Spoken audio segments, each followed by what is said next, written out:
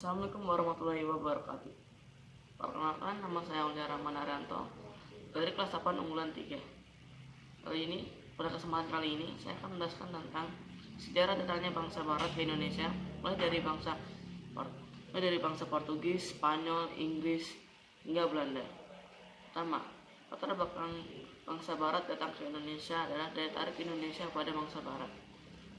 Bangsa Barat menjajah bangsa Indonesia karena banyaknya rempah-rempah yang berada di Indonesia, karena tanah di Indonesia itu sangat subur, memiliki dua iklim, hingga tanah Indonesia itu menjadi subur dan memiliki banyak sekali tumbuh-tumbuhan yang cepat tumbuh di sana. 2. Motivasi 3G. Motivasi 3G yakni adalah God, Gospel, dan Glory. God yang berarti artinya emas, yakni menandai tentang kekayaan. Makanya bangsa Eropa datang ke bangsa Indonesia karena kekayaan yang sangat melimpah. Yang kedua adalah Glory. Glory artinya kekayaan bangsa. Dan ketiga adalah Gospel. Gospel adalah menyebarluaskan bangsa Eropa atau menyebarkan agama-agama Nasrani kepada bangsa-bangsa Asia. 3. Revolusi Industri. Revolusi industri terjadi pada tahun 1750 sampai 1850.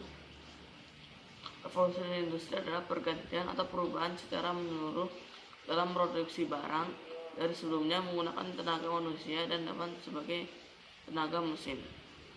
2. Kedatangan bangsa-bangsa Barat ke Indonesia. Pertama adalah kedatangan bangsa Portugis pada tahun 1512 yang dipimpin oleh Antonio de Barros dan Francisco. Kedua, ekspedisi Inggris.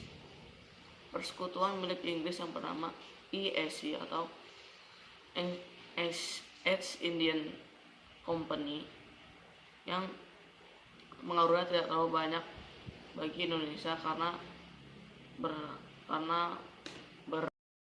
kedatangan bangsa Belanda menuju ke Jayakarta atau Jakarta. Jayakarta adalah merupakan pelabuhan yang sangat penting pada zaman dahulu, yaitu di negara Indonesia. Pada tahun 1596, armada de Houtman menuju ke Selat Sunda untuk melakukan ekspedisi lainnya. Pada tahun 1602 dimulainya terjadinya persaingan antara perdagangan Indonesia dan Belanda. Lalu dibuatkanlah VOC yang untuk mengatur persaingan tersebut. Pangeran Jayakarta membolehkan VOC tersebut berdiri di Jayakarta dan juga IAC. Perjanjian itu membuat VOC marah dan akhirnya membujuk Kerajaan Banten untuk menghilangkan IAC dan VOC didirikan. Pada tahun 31 Mei 1619, VOC dikabulkan oleh Raja Banten, yaitu IAC ditinggalkan dan VOC akhirnya mendapatkan kelonggaran dan mendapatkan keuntungan yang lebih besar. Kondisi masyarakat Indonesia pada masa penjajahan. Pertama, pengaruh monopoli dalam perdagangan. Monopoli adalah penguasaan pasar yang dilakukan oleh satu atau sedikit perusahaan. Dampak bagi yang melakukan monopoli sangatlah menguntungkan karena dapat menentukan harga jual dan harga beli. Sedangkan bagi konsumen sangatlah merugikan karena hanya dapat menjual kepada yang melakukan monopoli. 2. Pengaruh kebijakan kerja paksa.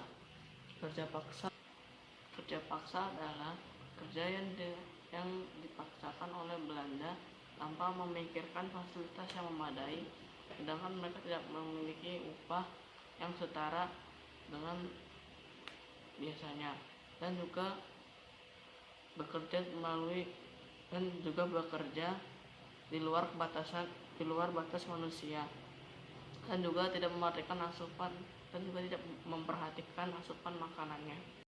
Pengaruh sistem sewa tanah. Petani harus menyewa tanah meskipun dia yang memiliki tanah tersebut. Harga sewa tanah tergantung pada kondisi tanah, sedangkan pembayaran sewa tanah dilakukan dengan tunai. Bagi yang tidak memiliki tanah akan dikenakan pajak per kepala. Pada tahun 1830 diadakannya tanam paksa oleh Johannes van des Bos. Pengaruh sistem tanam paksa ini dilakukan oleh Belanda untuk melakukan mata pencaharian baru, yakni dengan masyarakat Indonesia menjual ke rakyat Belanda lalu dijualnya ke Eropa dengan harga yang sangat tinggi. 5. Perlawanan terhadap kolonialisme dan imperialisme. Sultan Babula mengusir Portugis pada tahun 1529. 2. Perlawanan Aceh pada tahun 1620. 3. Ketangguhan ayam jantan dari timur adalah Sultan Hasanuddin yang terjadi pada tahun 1666 dan melakukan perjanjian dengan Belanda pada tahun 1667. 4. Serangan Mataram terhadap VOC. Serangan tersebut dilakukan oleh Sultan Agung yang berasal dari Mataram. Serangan tersebut dilakukan secara 2 kali. Yang pertama pada tahun 1628 dan serangan kedua dipimpin oleh Kyai Adipati Jumainah, yang serangan tersebut dimulai pada tanggal 1 Agustus dan berakhir pada tanggal 1 Oktober. Namun serangan kedua tersebut gagal dikarenakan Belanda merusak pokok makanan mereka pada perlawanan terhadap pemerintah Hindia Belanda. 1. Perang Sasapura di Ambon. Pada tahun 1817, rakyat Ambon dan juga yang dipimpin oleh Patimura melakukan penyerangan pada rakyat Belanda. 2. Perang Padere di Sumatera Barat pada tahun 1821 sampai 1838. 3. Perang Diponegoro pada tahun 1825 sampai 1830. 4. Perang Aceh. Pada tanggal 5 April 1873, Masjid Baitur Rahman Aceh dibakar oleh Belanda.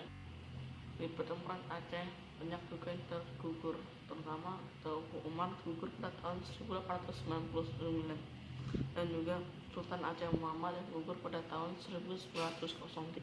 Kemudian ada Nyadien yang ditangkap lalu diasingkan di Sumedang pada tahun 1906.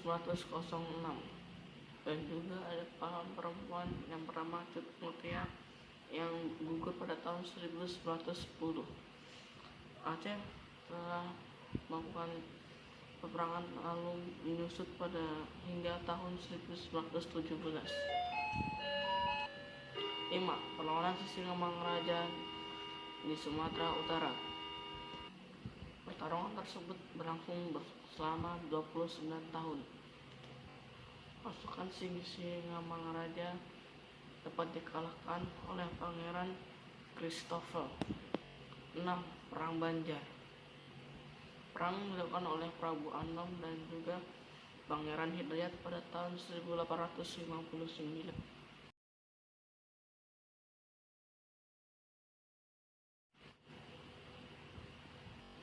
Dan dapat dipadamkan pada tahun 1905.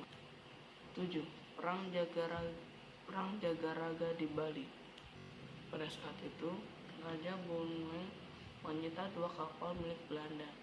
Lalu Belanda protes dan memutuskan untuk melakukan ekspedisi dan melakukan perang. Pada tahun 1846, pada tahun 1906, Belanda berhasil menguasai 2 kerajaan Bali. yaitu Gianyar dan Klungkung. Sekian dari saya.